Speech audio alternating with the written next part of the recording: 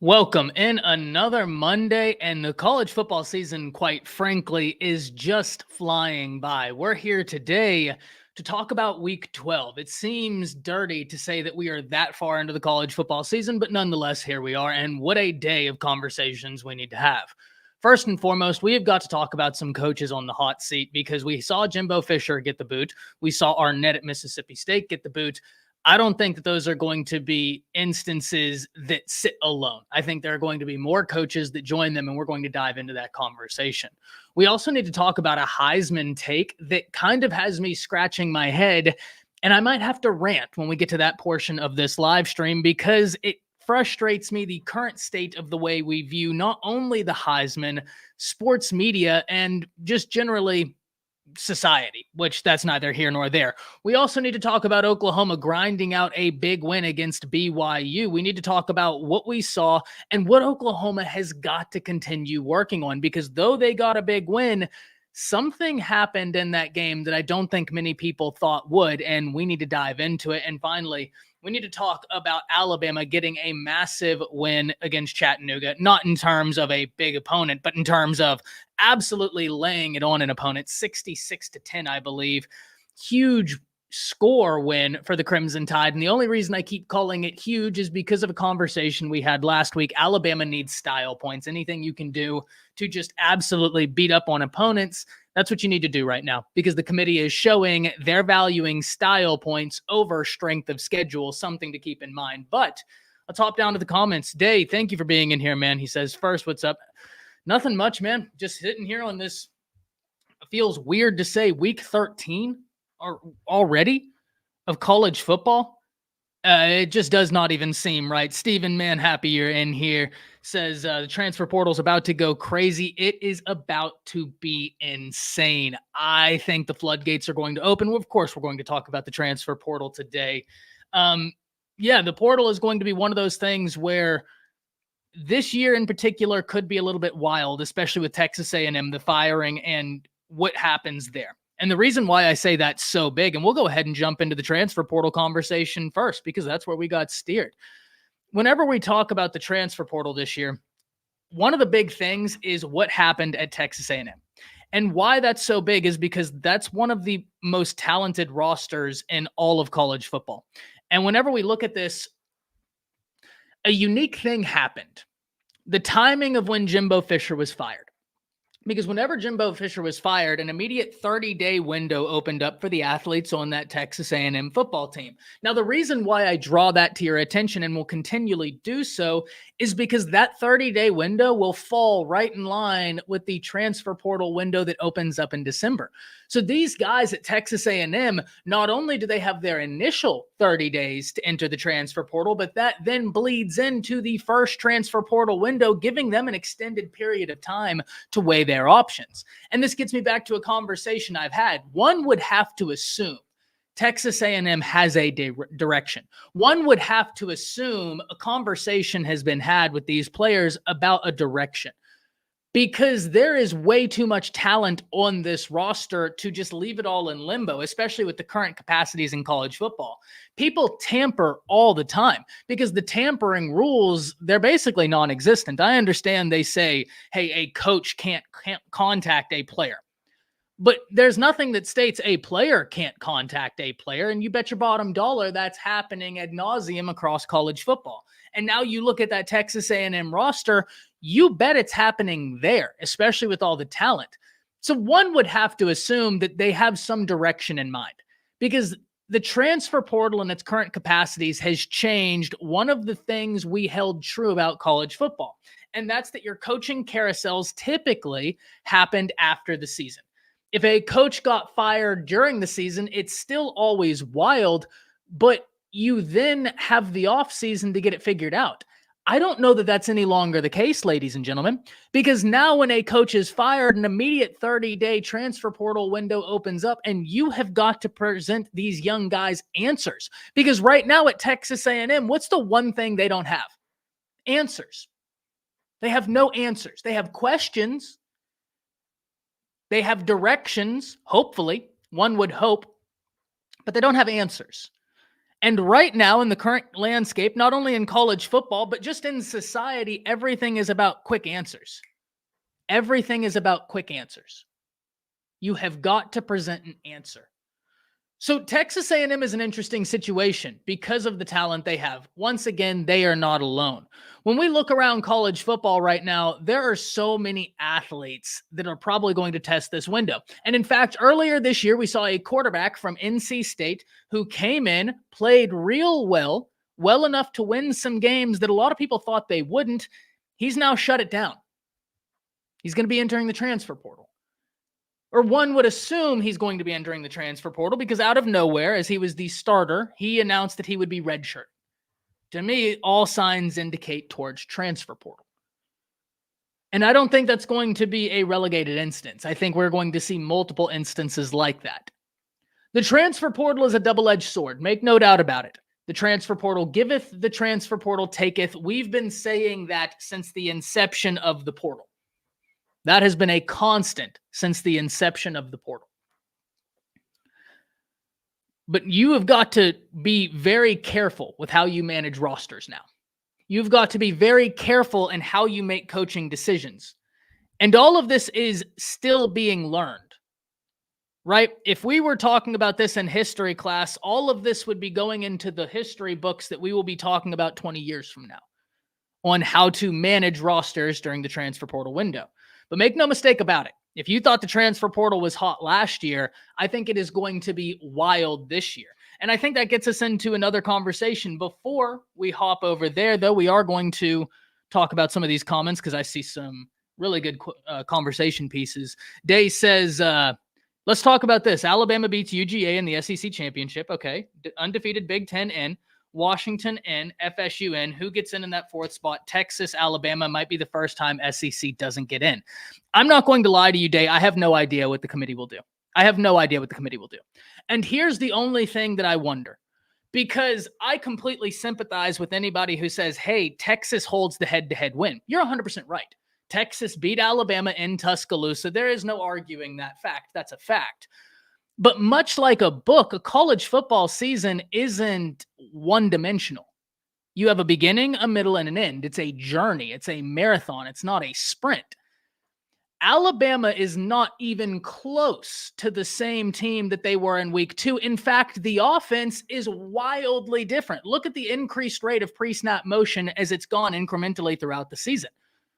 This offense that Alabama is running is wildly different. In fact, the defense is a little bit different in terms of its personnel usage.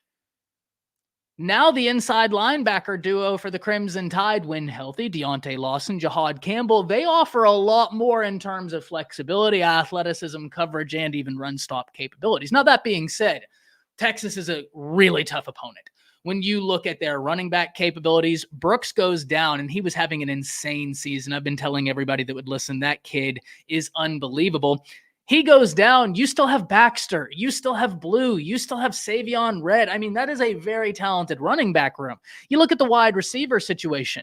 You have A.D. Mitchell. Xavier Worthy goes down, and then in comes Jonte Cook, and that's someone who, if you've been around this channel, you're probably familiar. I'm real high on his game.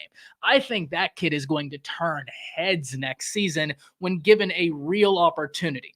And he's been able to make plays this year, but you get what I mean when I say a real opportunity, being the guy as opposed to a guy. Because if you can make opportunities happen when you are a guy, I can only imagine what you're going to do when you are the guy.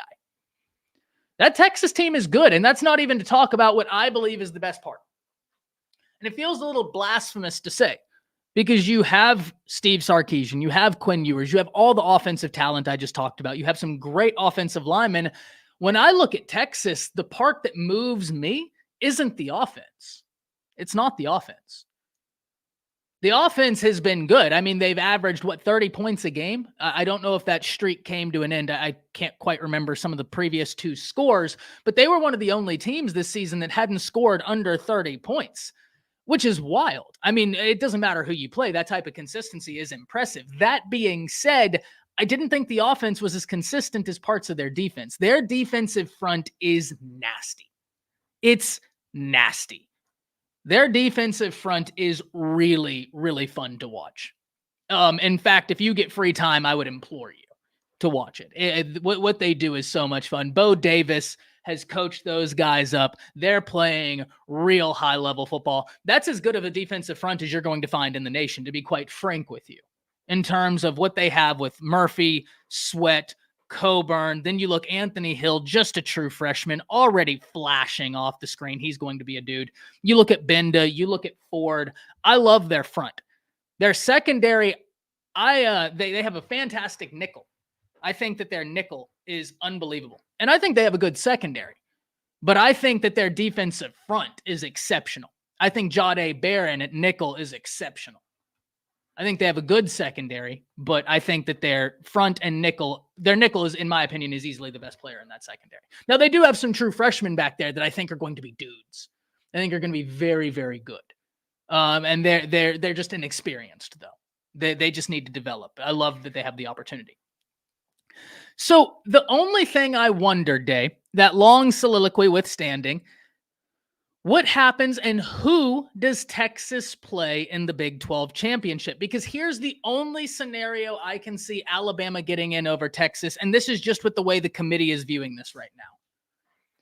If Texas plays someone who isn't highly ranked, that could hurt them. And I'm not sure what the rankings are going to look like. I don't even know who they will play in the Big 12 championship, because the Big 12 is all over the place in their ruling. I mean, that's sad. That truly is sad. The Big 12 is trying to figure out how they're going to decide a conference champion while the season is going. That's sad. But there's a chance that, I mean, you could be looking at playing, hopefully for Texas, you do play someone. You hope that either Oklahoma State wins out. You hope whoever you play, if you're a Texas fan, keeps winning. What you don't want is for the teams you've played to lose, and now you're in a situation where you're playing a conference championship game where the team you're playing is, well, let's just pretend that it happened tomorrow and it was against Oklahoma State, and that's the number 23rd ranked team in the Big 12. If they beat them and Alabama beats number 1 Georgia, remember that would snap at the time a 30-game win streak from Georgia. That'd be tough. That'd be really tough for the committee to leave Alabama out. So I have no idea what the committee will do, because I think that they're going to give the heads up win to Texas, but there's no question that this Alabama team is a totally different team now than they were week 2. The offense is totally different. The pre-snap motion has incrementally increased every week. You can track that with percentages. I mean, they're just doing totally different concepts that weren't being utilized. But yeah, this is going to be an exciting year to see what the College Football Playoff Committee does today. Texas plays Oklahoma State unless OSU loses, then they play Oklahoma. So if Oklahoma State wins, right, let's say they still walk into that game at 23rd. Let's say Texas beats Oklahoma State by 3 points, and Oklahoma State is 23rd. If Alabama beats Georgia by 7, 10, that's going to be tough. That's going to be real tough for the committee, because then Bama would have the best win in college football, in my opinion. And I know there might be a Texas fan that says, but how can that be? Bama lost to Texas at home. Wouldn't that be the best win? It's one of the best wins. Don't get me wrong. But I also think conversations need to have nuance. We need to have context. We need to look at things holistically and not try and put things in a vacuum, because that's what the College Football Playoff Committee is supposed to do. Look at things holistically, not put things in a vacuum. And when we look at this holistically, I would think, and personally, I would have the Alabama Crimson Tide beating Georgia as the best win in college football this year. Texas didn't beat the number 1 team in the nation. They beat a top 5 team in the nation.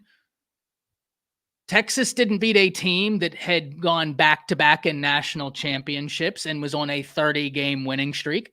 Texas beat a very talented Alabama team who had a lot of questions at quarterback. What was that going to look like at offensive coordinator and at defensive coordinator? But through all that, still one of the most talented, dangerous teams in the nation. That Texas win is without question one of the best wins in college football. But if Bama gets a convincing win against Georgia, I think you're going to have a hard-pressed time not saying that's the best win this year. It would end a 30-game winning streak for Kirby Smart and the Dogs. That'd be tough to argue against. I have no idea.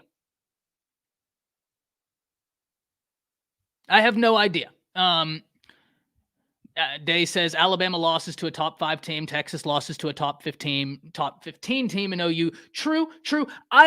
Here's what I will say, Day, though, and to argue in Texas fans' favor here, that was a rivalry game. Rivalry games are a little bit different to me. So I'm not even, I personally don't even knock Texas for losing to OU and OU being ranked 15th. That to me doesn't matter as much because you know how that game is, man. You know how that game is. I don't have to go into the soliloquy about that game. It's a lot like the Iron Bowl, where the Iron Bowl, Alabama can be the better team on paper all throughout the year. Go into that game and it looked like these two teams are neck and neck, and you're sitting there like, what the hell? What happened? It's a little squirrely in those ones. So I don't particularly hold that against them, Day. And that's not to minimize Oklahoma's win. That's an amazing win. An amazing win. But yeah, we'll see. I think, simply put, they won against Alabama at Alabama. True, but then we have to do a balancing act, yeah? Because it's the hard part is we have got to look at this in a balancing act. And that's where I think this is going to be so interesting. That's going to be so interesting. Because early season Alabama had an offense that was non-existent. I don't know if you've seen what Bama's been doing and Jalen Milroe has been doing. His November has been whole team's November in terms of touchdown production. Bama at the end of October and in November is an entirely different monster. An entirely different monster. His quarterback efficiency stats are, I think, top 5 now in pretty much every category in terms of like efficiency, QBR. Yeah, I mean, it's just, I don't know how they're going to do this. The head-to-head win needs to matter, but so too does a balancing act need to occur. And I don't know what that looks like. So it's going to be a lot of fun. I'm honestly excited. 100%, man. 100%. Bastiat says FSU will likely lose without their quarterback, and I think Oregon is going to beat Washington from a rematch. Alabama. They probably, listen, I do agree here. I don't know that FSU beats Louisville. Not without Jordan Travis, which that is a horrific injury. Hope the best for him. So yeah, listen, guys, I have no idea what the playoffs are going to do. Because quite frankly, Oregon shouldn't be ranked ahead of Texas and Alabama, which is why I said Bama beating up on Chattanooga was big. Because the committee is blatantly telling everybody, we don't care who you play. Go ahead and go play Bishop Sycamore 14 times a year. We don't care. Just beat them up real good.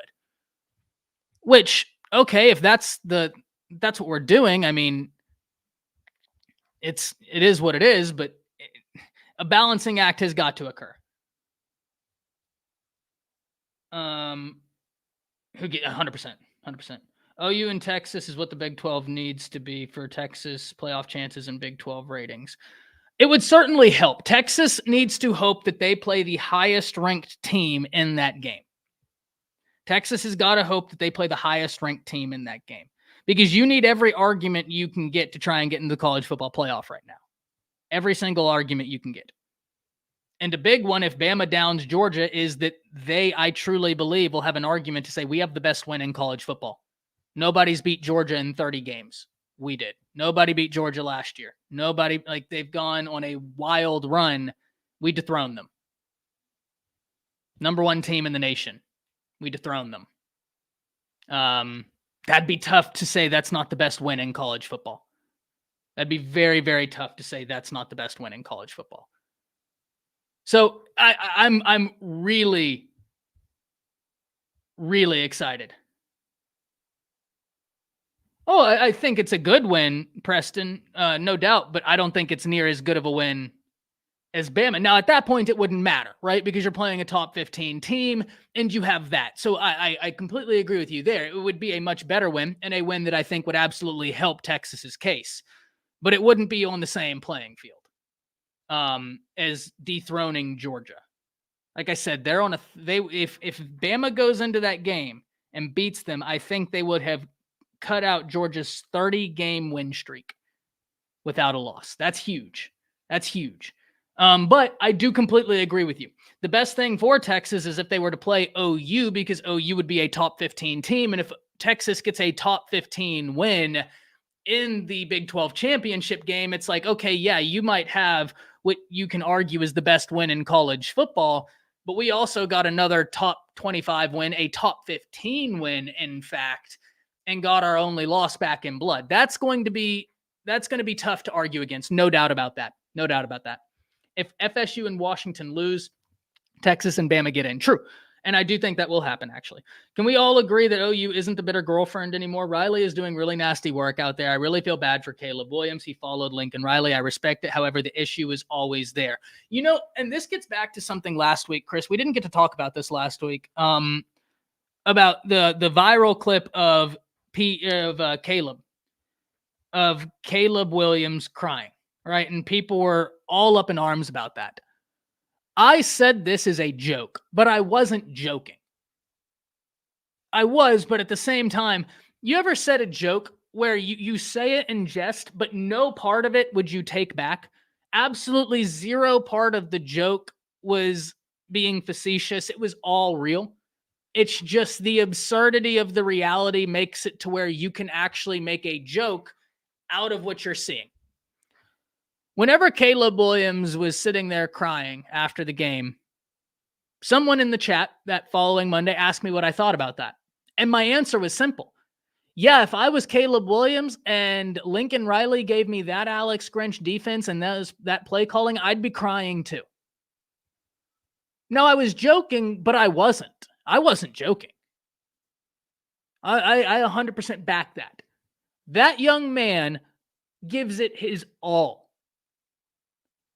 No matter how you feel about the situation and how he ended up there, no matter any of the extracurriculars, let's just talk about the gridiron.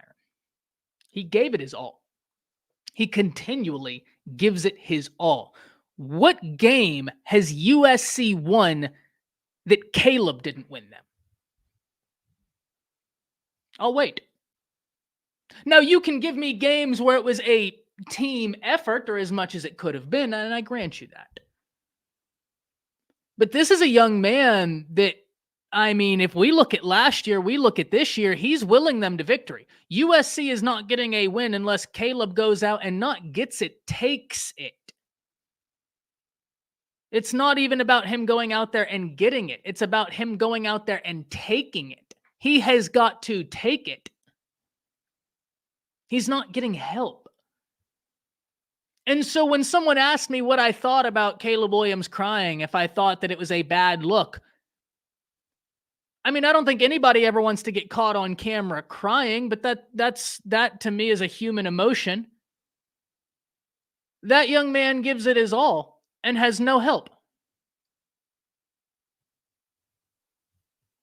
I mean, I think we can reconcile with that. He made a choice when he left Oklahoma to follow who, up until that point, was widely considered the best quarterback developer in college football. And he might be a first, and might be, that's a stupid statement. I take that back. He will be a first-round pick and likely the first quarterback and first player off the board. So it's tough to say it in that aspect. It didn't work out for him. But he also has no help. And that's on Lincoln Riley. And so I do feel bad for Caleb because the kid gives it his all. Imagine you go into work, you give it your all day in, day out. Your job is failing and people are criticizing and blaming you as well. That's tough, especially when you are far from the issue. You are the only solution. But you are being painted as such. So it's tough. Now, what happens? What happens after this? Because there was some talk earlier in the year, will Caleb Williams come back? I'm going to go ahead and answer that right now. I don't think so. I don't think so. First and foremost, I'm always one of those people where if you get that first round grade, I think you should probably head to the NFL. That money is generational. That money is truly generational. You make good investments with that initial rookie contract of being a first round pick, you're set. Invest it well, live within your means, you're set. Not only are you set, your family is set for a long, long time. So I don't blame anybody who sits there and gets that first round grade and decides to go. I don't blame anybody for that. But I don't think he's going to come back whenever there are so many questions around USC. I don't think he's going to be coming back whenever the defense, I don't think, is going to be markedly better. They are going to be now moving conferences to a conference that plays demonstrably better defense than the Pac-12 has in the past few years. And what's worse, the teams that have been thumping you in the Pac-12, minus Utah, are moving with you. Oregon, Washington, UCLA, you're not escaping them. They thumped up on you this year. They're moving with you. And I got bad news.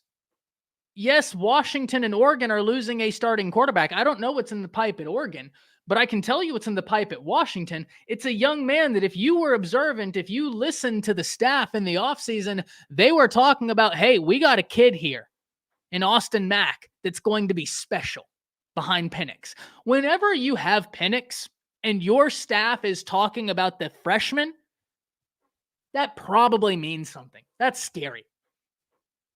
Now, I like the freshman quarterbacks. I like the quarterback room at USC. You don't have Caleb, and Caleb took wins for you.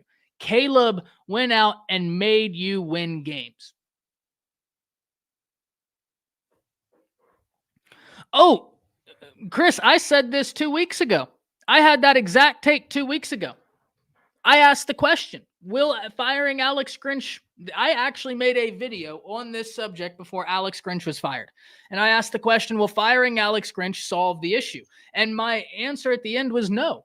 No, it won't. Because I don't think that the style Lincoln Riley is utilizing right now to build a program is conducive to success. I don't think that you're going to go into the Big Ten and recruit against Ohio State and Michigan, who constantly take top classes, by saying, hey, I'm going to take 15 guys in this high school recruiting class, and then I'm going to take some guys out the transfer portal, and I'm going to compete with you. You want to know why that's not going to work? Because Ohio State's going to take a top 5 class in recruiting loaded with 5 stars, and then they're going to get in the transfer portal and have their pick. Ohio State will get in the transfer portal and have the pick of the litter. I know that Alabama and Georgia are in the SEC. They're not in the Big Ten, but that's who you're trying to compete with. You went to the Mecca, right? Like, that's who you're trying to compete with. Bama and Georgia will get a top 3 recruiting class, sleepwalking backwards while schooling everybody else, and still get the pick of the transfer portal. They still have to turn people away. I don't think that that style is going to win you games long term. I just don't. And yes, he's gotten great additions out the transfer portal. Lincoln Riley has used the transfer portal very well. That's not my argument. My argument is this. You have people who are using the transfer portal just as well as you, who are recruiting better, and they're doing it at the same time. Ohio State, Michigan, Alabama, Georgia, they're going to sleepwalk into top 10 recruiting classes. And if they want, they'll sleepwalk into top 5 transfer portal classes if they want. That's the reality of the situation. There's a difference in recruiting and your brand recruiting yourself. And once you create a machine, your brand halfway recruits itself. Now, that's not to say that the coaching staff doesn't have to put in the hours. They have to work as hard as ever. But that right there is the first area, Chris, where I was like, okay, so even if you get rid of Alex Grinch, are you changing the way you fundamentally build programs? Second, what are you doing with strength and conditioning? Because these two go hand in hand, but it's not like your offense is a beacon of physicality. It's not like your offense is a beacon of physicality. Your defense is terrible. So even if you hire Leonard, Are you going to have a strength and conditioning program that allows you to be physical? Because if you are getting pushed around in the pack, oh boy, just wait. I gave this example whenever I made that video, actually, Chris, because I was talking about how I don't think there is another coach in college football that has had a run of quarterbacks and has been given the leeway Lincoln Riley has been given. Let me slow this down. Let me be very poignant. Last season, Nick Saban endured people. I don't know, this is going to sound melodramatic, so I do apologize, right? I do apologize. But last season, I had to listen. Steven says Paul Feinbaum just roasted Lincoln Riley. Well, listen, last season, I had to listen to Paul Feinbaum question if Nick Saban's legacy was somehow less than because he lost 2 games by 4 points. 2 games by 4 points. And you had actual analysts saying, see, he's not the GOAT. See, now his legacy is tainted. So let me get this right. Nick Saban's legacy is tainted if he loses 2 games by 4 points, but Lincoln Riley has 0 playoff wins with quarterbacks including Baker Mayfield, Kyler Murray, Jalen Hurts, who, by the way, Bama took to a national championship. I'm just saying. Spencer Rattler, and I know someone's going to say, well, Spencer at Oklahoma didn't work. Have you seen what Spencer's doing at South Carolina? That man made himself money this year. Spencer Rattler made himself money this year. And now Caleb Williams. So I had to listen to analysts talk about Nick Saban's legacy is tainted for 2 losses totaling 4 points. But Lincoln, who I do believe is a good coach. But if we're saying a top 5 coach, absolutely not. Absolutely not. I can't. I just can't. Because you have fundamentally disregarded some of the truths of football. Is Rattler a first-round pick? No. No. I don't believe so, PG. And it's just because, like, and here, let me be very forthright into why I don't believe so. Because this is the job of an NFL. If I'm one of these NFL guys, right? Like, it's an unfortunate position. RJ's in here, my man. You can attest to this. RJ, I want you to speak on the truth I am about to drop. These NFL guys, it's their job to draft the best players, right? But it's also NFL organizations put out so much propaganda and misinformation because it's also their job to get the player at the best value pick. It's one of the reasons why before the draft, all of a sudden, all these articles start popping up. You remember Laramie Tunsil? Now, have you noticed that that's a trend, right? Like you see all these things popping up. All of a sudden, someone who is a lock at this position, well, now there are questions.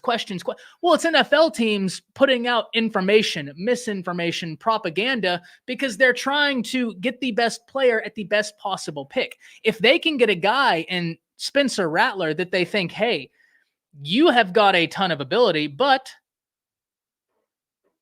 we have got to wait, get you in the 3rd or 4th round, even though we think your ability is a 2nd round guy, they're saving on cap room. Yup. So by a man that went through the process, speaking truth to what I am saying. It is their job to get the best player. It is also their job to put as much propaganda, misinformation, and disinformation out there to skew where people get drafted. If I'm one of these guys, why do you think this happens with running backs, man? I mean, you talk about a running back that has got otherworldly ability, and they will devalue that running back so much that they're getting him in the 3rd round.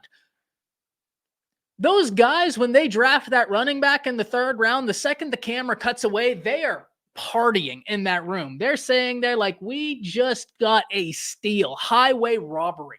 We just got a 1st round guy in the 3rd round. You know how many millions of dollars we just saved, Cap? It's messed up, but that's the truth of the NFL. That's the truth of the NFL. In the draft, they're trying to get value picks. And the reason why I bring that up, PG, is as great as Spencer has played this year. And like I said, Spencer Rattler has made himself as much money this year as any other player in college football. I am really happy for Spencer Rattler. I am really excited for Spencer Rattler because, I mean, it was not looking good. And then this year comes out and he has got a team around him that is filled with holes. And dare I say, Spencer, which one of the things that you always heard questioned was, is he a leader? This year, he was a leader. There was no question about that. This year, Spencer was a leader. He was a leader through and through. That was big. 2, his play was fantastic. Yeah, South Carolina lost games. They didn't lose because of Spencer. Let me tell you what. He played really well. He played really well, and that, for me, is really exciting. Very exciting to see someone who had so many questions come in and just start answering them left, right, center. Point being, Lincoln Riley had all of those guys. 0 playoff wins. I don't think that there are too many other coaches in college football that would be able to get away with that. Now, even I argued in his favor by saying, hey, you made it to the dance. And I do agree with that. There is something to even being able to make it to the dance because the vast majority of college football teams aren't going to make it to the dance. They're not going to. They never had a chance. I love the movie in the movie series, The Fast and Furious. I love to quote the first one. Whenever Vin Diesel beats Paul Walker in the race and Paul Walker is sitting there and he's got that shit-eating grin on his face and he looks at Vin Diesel and he said, dude, I almost had you. Vin Diesel turns around and looks at Paul Walker and said, you almost had me. You never had me. You never had your car. That's 99% of college football teams talking to the college football playoffs every year, looking at the committee saying, dude, I almost had you. And the committee is looking down at them saying, you never had me. You never had a chance. That's the harsh reality. OU and Lincoln Riley have at least made that dance. And that I do give him credit for. That's a tough dance to make it to. But damn, to make it and to lose in similar fashion and to not adjust it's something, to say the least. Losing unexpectedly to a marginal team in his first year at Alabama, just like Auburn lost to a marginal team in Coach Freeze's first year, which is completely fair, David. I think that's a fair take.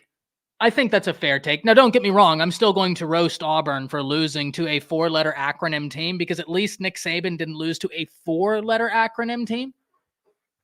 Lost to a 3. So, you know.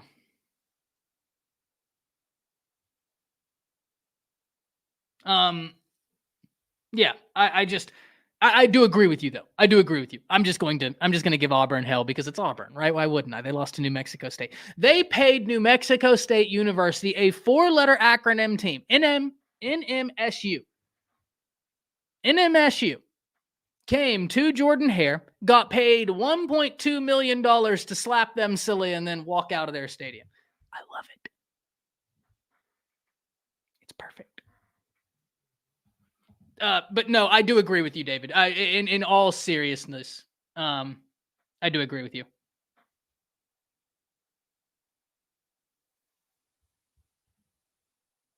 UL Monroe, seriously? I mean, yeah, in his first year. I don't know what, like the series. Yeah, he lost to him his first year. Did you see the big news of DG getting injured? And yeah, no, Jackson Arnold. I saw that one play. He did. To the Farouk pass was really nice. It was really nice. And it's actually highlighted something I've asked. I've asked Jay and PG several times.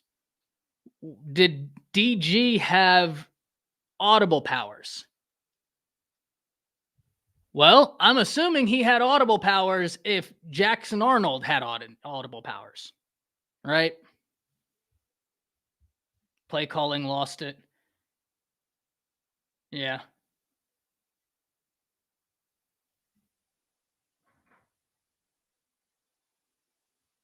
Let's talk.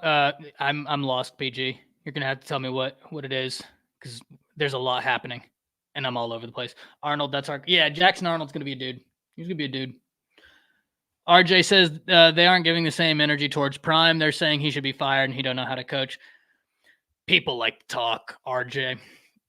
This is why whenever people would ask me during the off season, right? They'd say,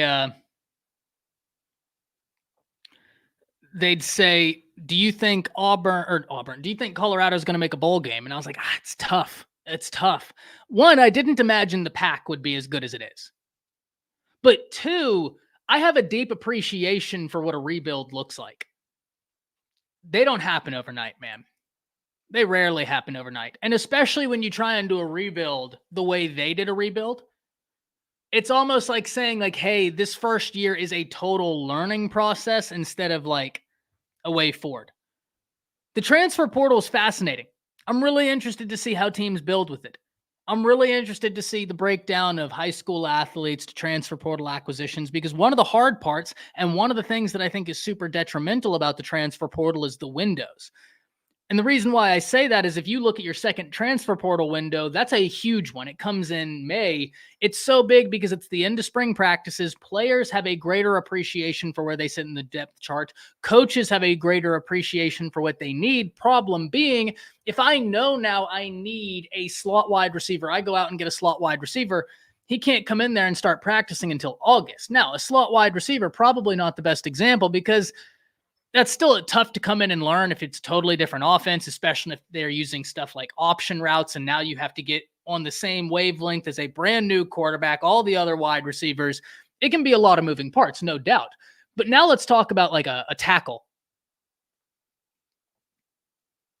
Yeah, let's talk about a tackle now. You try and go get a tackle out the transfer portal in May. And Colorado got a lot of offensive linemen in the transfer portal, but they got them during that summer month. If I'm not mistaken off the top of my head. They got a few of them during that second transfer portal window. And the reason why that's so hard, you don't even have spring to gel as a unit. Now you're saying, okay, we got August and then we're into season. So yeah, I completely agree, RJ. This is going to be a rebuild. It needs to be patient. It's got to have some time. They have got to get some big recruiting wins. That's going to be it, right? They got to get recruiting wins. Got to get recruiting wins. Got to get recruiting wins, got to get transfer portal wins. They just need to stack talent. I had a huge rollout plan for this week. I aimed for your head tie. I deleted everything, though. I can't defend that loss to New Mexico South. Yeah. It was beautiful, wasn't it? Thing of beauty. Thing of beauty. The thing I worry about, though, is that they're going to play Alabama like the 85 Bears now. They're going to come out there with their hair on fire, playing like the 2019 LSU Tigers. Just that O-line was horrible. They looked like they were just snapping the ball and taking a knee. I'm not going to lie, RJ, that 100%. I also don't know why they went away from Sean Lewis.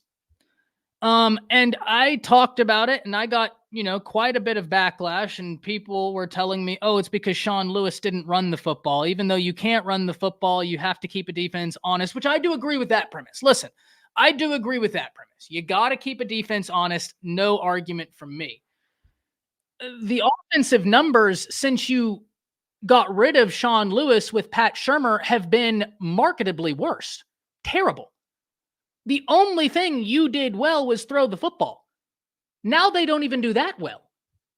Like Shedeur 2 weeks ago had that unbelievable drive, or the unbelievable sequence against Arizona when the game was already over.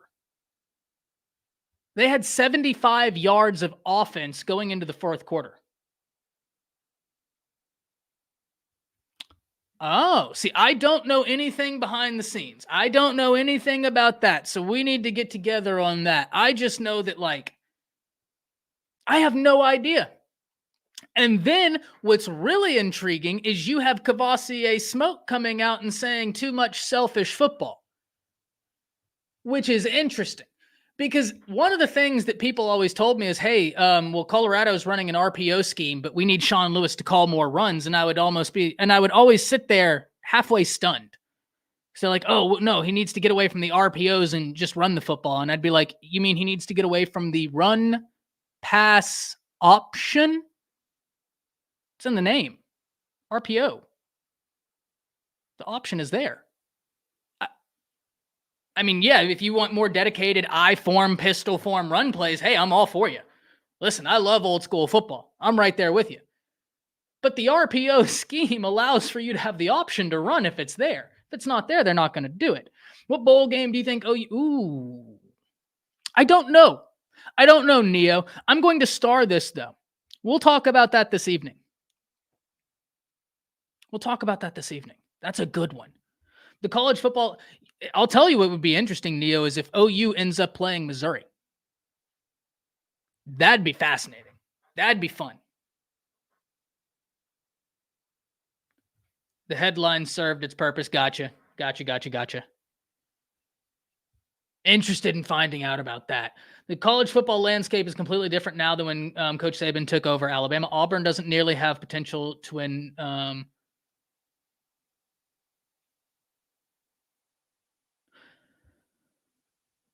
Yeah.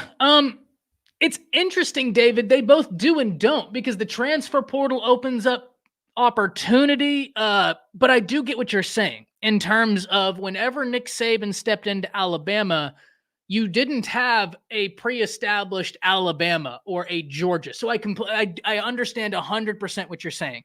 That's an interesting point. That actually is a very interesting point, David. I completely agree with what you're saying, and I get what you're saying. Because even though I can make the argument that, like, now that NIL is in its current capacity, it makes it far easier to do things that were already being done, and the transfer portal makes it easier to acquire talent, it also makes it easier to lose talent. So that's kind of a double-edged sword, to your point, David. And then the larger point, which, correct me if I'm wrong, David, if I'm misreading this, please call me an idiot. That's completely fair. It won't hurt my feelings. I think what you're getting at, though, is the truth that there was a bit more of a power vacuum whenever Alabama and Nick Saban started rising. There were still some teams that you had to you go through. But now when you're talking about a team trying to become Alabama, you're talking about them having to pass through Bama. You're having to talk about them trying to eclipse Georgia. Like, there's so much teams at the I won't say so many teams at the top, but the teams at the top are so darn good in terms of coaching, talent. I mean, they are years, in some cases, years ahead of other opponents because of what they've been able to stack, the coach. So yeah, no, that's a very interesting point, David. I love that. I actually think that's really cool. I'd never thought about it like that. But that's really cool. I love that. Give me the Sooners versus LSU. That'd be fun. Outback Bowl, Cheez-It Bowl. It's a little, yeah, I'll shoot you a text right after.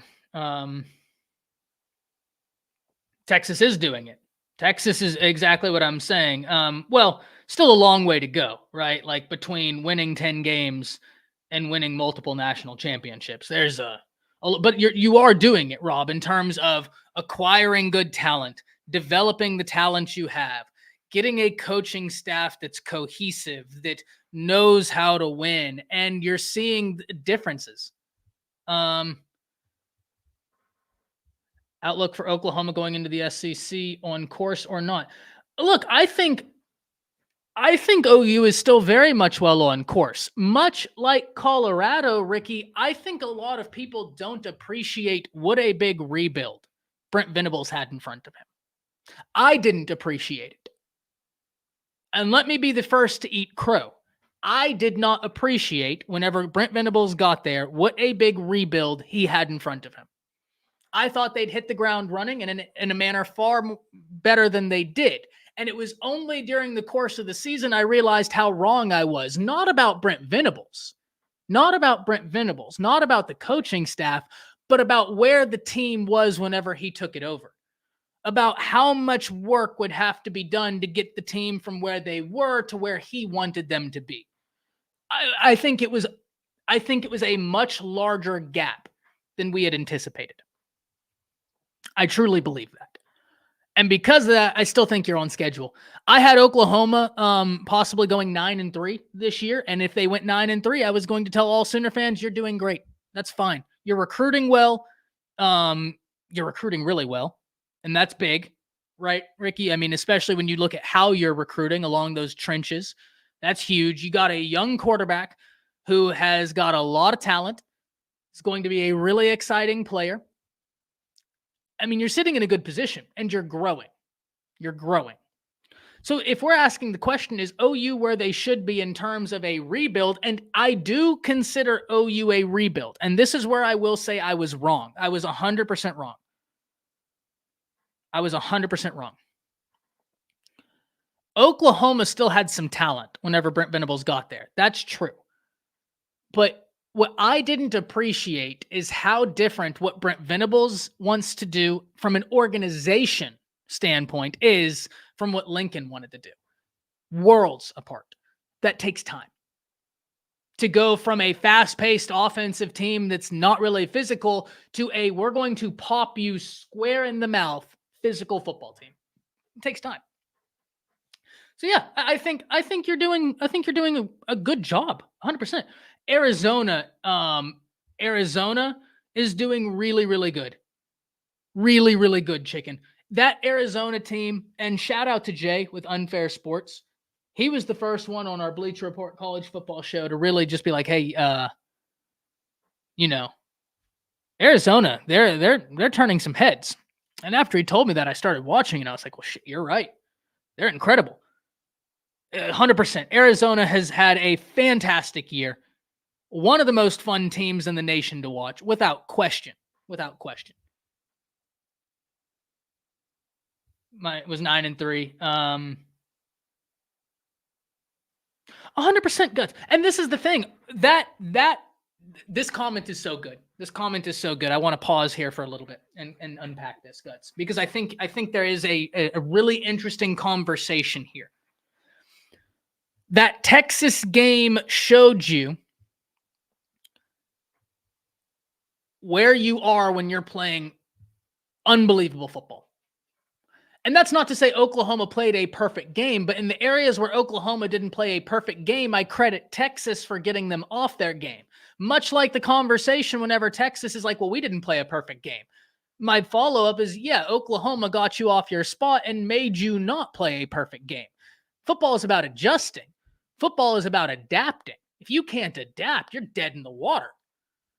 I know you adapted during that game. And what that showed is, hey, this team, this organization, this building, it's going the right way. It's going the right way. Like, that was as clear of a sign, Guts, because it's not that you won. It's not that you won. Those rivalry games, we've seen bad Texas teams beat good OU teams and vice versa. And vice versa. Bad is a relative term, obviously. Bad is a relative term. But you went toe-to-toe with the Horns in terms of a physical battle. It was a great game. It was a grindy game. It was great. It was great. So yeah, no, 100%, man. I think that Oklahoma's right on schedule, 100%. David says, your point is exactly what I was referring to. I would say teams like Oregon, Washington, Penn State, Clemson, Utah, Ole Miss, Notre Dame, and several others are all far ahead of Auburn right now. Zero disagreement from me, David. I 100% get where you're coming from. Because as much as I think that the transfer portal and NIL can accelerate how good you can get, my argument would be self-defeating. And that's why I stopped myself from making it. Guys, you got to remember, I come from a debate background, so half the time I'm arguing with myself in my head whenever I'm answering these questions, right?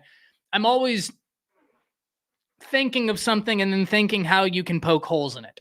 And whenever you initially gave me that comment, and I thought it was so interesting as I was answering it, you heard me start saying, oh, well, you have transfer portal and NIL, and I instantly stopped. And the reason why I stopped is because that's such a clear double-edged sword. That would not be a good argument for me to levy in terms of saying, oh, well, Auburn, they have the advantage over Alabama actually when Nick Saban was there because they can use the transfer portal and they can use NIL. That's true, but all those teams that you just listed that are farther ahead of Auburn, they too can use the transfer portal. They too can use NIL, and that's the double-edged sword I refer to. So I 100% agree, David, 100% agree. They Hate Me says, does Colorado's record late performances help or hurt recruiting? I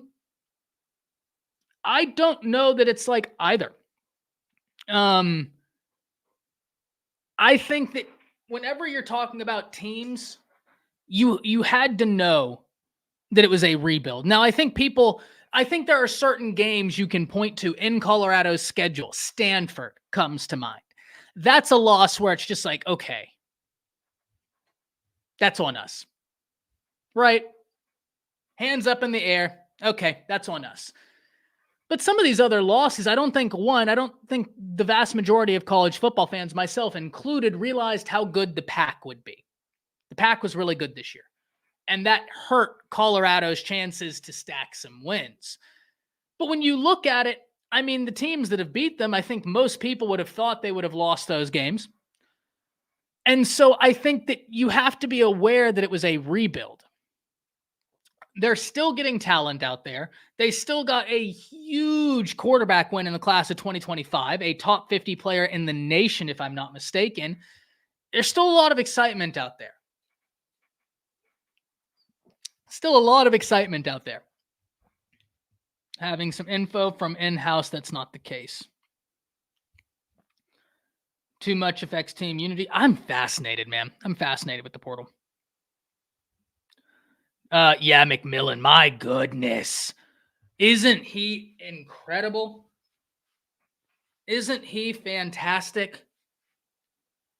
Isn't he so much fun to watch, David? 100% agree. 100% agree, man. Could not agree more.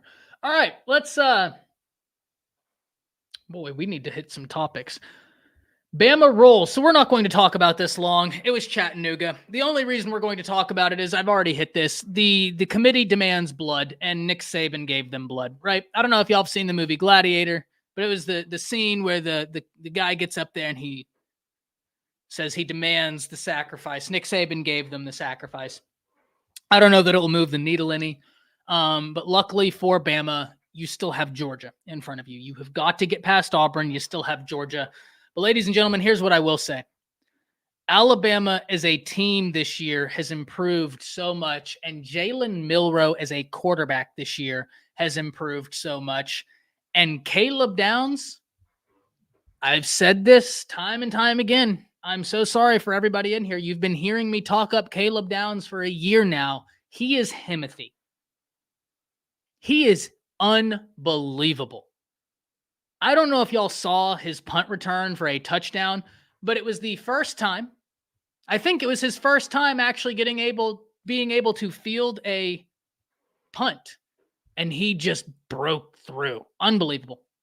I mean, we as college football fans, ladies and gentlemen, are so treated. We are so lucky right now. You look at the talent in college football, and it seems like every year it's just getting better and better and better. We're so lucky as college football fans. Let's move on because this isn't a topic. We'll talk about the Iron Bowl later on in the week, of course. Let's talk OU BYU. Because this was a tough game. And here's the only thing for OU, right? OU won this game. Jackson Arnold came in, and I'm very excited to see what he can do. I've said this before. I'm going to say it again. I'm biased to the players who come from Denton because I'm in Denton right now. I want them to succeed. So I'm going to be biased and rooting for the players that come from Denton. I'm just going to want them to do well because I watched them play high school football. And that being said, I think one of the things y'all have known about me, right? Backup quarterback is still running. Hey man. It's a mistake. That's a bad mistake. But he's a really talented kid. Ty Simpson has got a lot of ability. Nick Saban talked about this in the offseason. When Ty Simpson is playing contained, sky's the limit. Sky's the limit. Very talented quarterback, but he's just got to not be erratic. If I'm not mistaken, that's not my word. I think Nick Saban had that exact quote in the spring, where when he's not erratic, he's got a lot of ability. And hey, people didn't realize kid's got wheels. He was a dual threat quarterback for a reason. He can get out there and move. He's not Jalen Milroe, but very few are. Going back to Oklahoma, right? Here's the one thing that really stood out to me. BYU's ability to run the football on them. I mean, you're talking about a guy that had 411 carries in the year and almost got half of that against Oklahoma. Or I'm sorry, 411 yards through the year. He got 182 against Oklahoma. I mean, he ran all through them. That was a little bit concerning because the Oklahoma defense has made improvements. There's no doubt there. There's no doubt there. But to allow a running back 22 carries, 182 yards, and this running back is very talented. He's very highest rushing yard total for the season was against Iowa State, 10 carries, 58 yards. Against Oklahoma, 22 carries, 182 yards, 8.3 average. And it's not even like we can say, oh, well, yes, it was 180 yards, but he had one carry for 50 yards and one that he broke for 75. So two of those carries were 125 yards. So yeah, he had a big day, but it's a little misleading. No. He had a consistent day where he was able to drive that football and push the football. That was a little bit concerning for me, because BYU isn't exactly known for having a great offensive line this year. They've been able to be pushed around quite a bit. That was wild. I did not expect that to happen. I did not expect that to happen in the least. But in the end, if you're Oklahoma, you found a way to win a close game with a true freshman quarterback. And I think that's going to be big. You also saw the emergence of some of your younger wide receivers, Jaden Gibson, for instance, someone who I think is going to be really, really talented coming down the line. I think he and Anderson are going to be real tough to stop. They showed out. Drake Stoops still doing what he does. And then you're talking about Farouk. So the offense still has got some... Aiden, the running back from BYU, is another one of my kids. He's from Louisville, Kentucky, went to high school, basically across from U of L campus at Manual High School. Love that kid. He's bigger than you think. Yeah, he had a wild game. He took over. He had a huge game. That was a little concerning if you're OU, because you still have got, and you granted you knew, Oklahoma knew. This isn't something that, Ty, no excuses. We were not prepared to play the run. Linebackers were out of gap a lot. And I did see I will say, I will absolve Stutz, because I saw a report where Stutz wasn't even supposed to play that game. He was so sick. He wasn't supposed to play and ended up putting himself in. Listen, that sucks, right? That sucks. I can't imagine you're going to be at your best in those conditions. And that's fair. I can understand not prepping for the run, but even then, I mean, they gashed and they gashed and they gashed. But this is what I will say, because I don't want to be a Debbie Downer, right? No doubt about that. He'd been hurt all year, just transferring from UNLV. He was really productive there. No doubt. And RJ, my question isn't mainly about his ability. It's about the ability of the BYU offensive line that has been a unit that has gotten it taken to them this year. They've not been, fantastic this year. They played really well though against Oklahoma, and they were able to run the ball. And when I say the offense, I mean in terms of run blocking ability. The offensive line just has not been, but they came together, and that kid is very talented. Mario says, remember OU as a 5-star running back coming? True. But here's what I will say, because I don't want to be a Debbie Downer.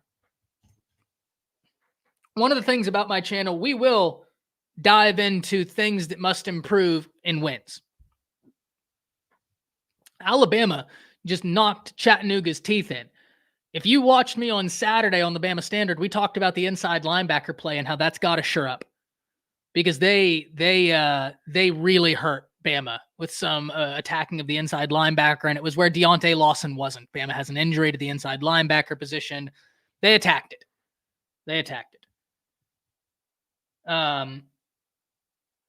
Here's what I will say. Oklahoma a year ago probably loses that game, and that is growth. First, you got to lose. Then you got to figure out how to win close, and then you figure out how to win big. It was food poisoning chicken. I thought it was the flu. I feel even worse for him because I just got over food poisoning. I can't. I just had food poisoning. Never will I have another jalapeno stuffed with shrimp. Never. Messed me up something ferocious. So for OU, look, it's all about learning. And that's basically how I wanted to end that Oklahoma segment. Is there things to continue improving on? 100%. But if you're telling me, hey, BYU really took it to our defensive front, but going into this year and going into the recruiting cycle, we all had acknowledged that Oklahoma's biggest need was defensive front, you're basically telling me, hey, our biggest need is still our biggest need. You get what I'm trying to say with that, right? Where it's like, okay, yeah, it needs to improve, but we knew this, right? If there was an area we knew needed to get better, that was it. And we just saw that. And you have a lot of talent coming in, so very excited. There have been some opinions that Taylor Tatum might turn pro in baseball if he is drafted high enough in the next major league draft. You know how wild it is to me that these kids are that talented, man? That's insane to me. That's insane to me. Deuce Robinson for USC was another one. Kind of like that. I haven't heard that he might not go to OU.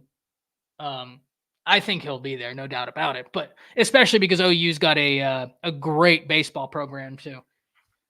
I think. I don't know anything about baseball, if I'm being honest with you. I just know that from talking to like Chris and them, they really like Oklahoma's baseball coach. I don't know a thing about baseball though. Yeah, if if he had food poisoning and played, that man's got my respects because I basically slept in the bathroom. I put a little towel down and curled up.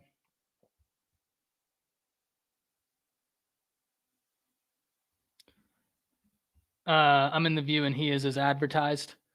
Yeah, I haven't gotten to check him out, but I've seen his film. And I really like him. There's a few running backs in this class that I really, really, really, really like. Really, really, really like.